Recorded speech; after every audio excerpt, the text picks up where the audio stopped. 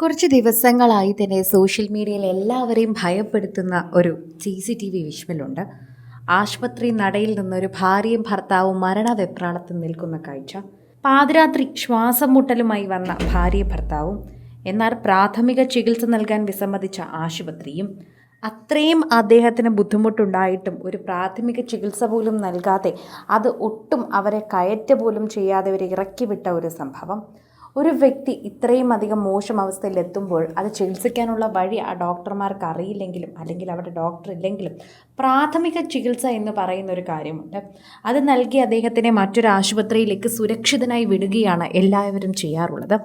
എന്നാൽ ശരിക്കും പറഞ്ഞാൽ ആശുപത്രി അധികൃതരുടെ കയ്യിൽ ഏതാനും മിനിറ്റുകൾ ഉണ്ടായിട്ട് പോലും അത് ചെയ്തില്ല എന്നതാണ് ഇപ്പോൾ ഭാര്യയ്ക്ക് ഏറ്റവും വിലാപമായി എടുത്തു പറയേണ്ടത്. മറ്റൊരു ആശുപത്രിയിൽ അദ്ദേഹം എത്തിയപ്പോഴേക്കും അദ്ദേഹം മരിച്ചിരുന്നു. 2 മിനിറ്റ് അത്രയും മാത്രം മതിയായിരുന്നു ബിസ്മറിൻ്റെ ജീവൻ രക്ഷിക്കാൻ. കാവൻപുറം, കൊല്ലംകോണം, ഞാറത്തല, കട്ടയ്ക്കാൽ, ഇസിയാൻ മൻസിൽ ബിസ്മർ ജീവൻ വെടിഞ്ഞതിൻ്റെ കാരണം എണ്ണിപ്പറയുകയാണ് ഇപ്പോൾ ഭാര്യ ജാസ്മിൻ.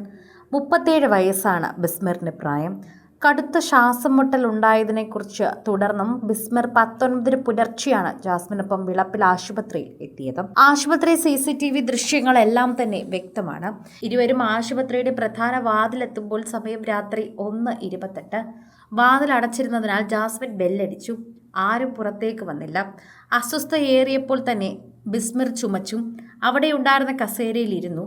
അപ്പോഴും വാതിൽ തുറക്കുന്നില്ല. ജാസ്മിൻ വീണ്ടും ബെല്ലടിച്ചു. ഏറെ അവശനായ ബിസ്മർ എഴുന്നേറ്റ് മറിഞ്ഞു വീഴാൻ തുടങ്ങുന്നതും ദൃശ്യങ്ങളിൽ വ്യക്തമായി തന്നെ കാണാൻ സാധിക്കുന്നുണ്ട്. ആരും എത്താത്തതിനാൽ തന്നെ ജാസ്മിൻ വീണ്ടും ബെല്ലടിക്കുന്നു. അതുപോലെ തന്നെ 4ാം തവണ ബെല്ലടിച്ചിട്ടും ആരും പുറത്തു വന്നില്ല. ഇതിനിടെ ആശുപത്രി പരിസരത്തുണ്ടായിരുന്ന ഒരാൾ എത്തി ഇവരോട് സംസാരിച്ചു. പിന്നാലെ കതക് തുറന്നതിനെ തുടർന്ന് ആശുപത്രിയിലേക്ക് മൂവരും കടക്കുന്നു. അപ്പോൾ സമയം 1:30. താൻ ആവശ്യപ്പെട്ടതിനെ തുടർന്നാണ് നെബുലൈസേഷൻ നൽകിയതെന്ന് ജാസ്മിൻ പറഞ്ഞു. ബോധം നഷ്ടമായ ബിസ്മറിന് അടിയന്തര പ്രഥമ ശുശ്രൂഷ നൽകണമെന്ന് ആവശ്യപ്പെട്ടെങ്കിലും ലഭിച്ചില്ലെന്ന് പരാതിയുണ്ട്. മെഡിക്കൽ കോളേജ് ആശുപത്രിയിലേക്ക് പോകാനായി 1:39 ആംബുലൻസ് പുറപ്പെടുന്നത്.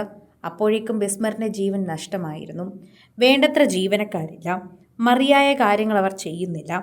വിളപ്പിൽ ആശുപത്രിയിൽ സുരക്ഷാ ജീവനക്കാരൻ ഉണ്ടായിരുന്നുവെങ്കിൽ ബിസ്മറിന് ഉടൻ ചികിത്സ ലഭിക്കുമായിരുന്നു. മെഡിക്കൽ ഓഫീസർ ഉൾപ്പെടെ 7 ഡോക്ടർമാരാണുള്ളത്. ഇതിൽ 2 പേർ പഞ്ചായത്ത് പദ്ധതി പ്രകാരവും 2 പേർ NHM വഴിയും നിയമിച്ചവരാണ് എന്നത് മാത്രമാണ് അവർക്ക് അറിയാൻ സാധിക്കുന്നത്. എന്നിട്ടും ബിസ്മറിൻ്റെ ജീവിതം മാത്രം രക്ഷപ്പെട്ടില്ല.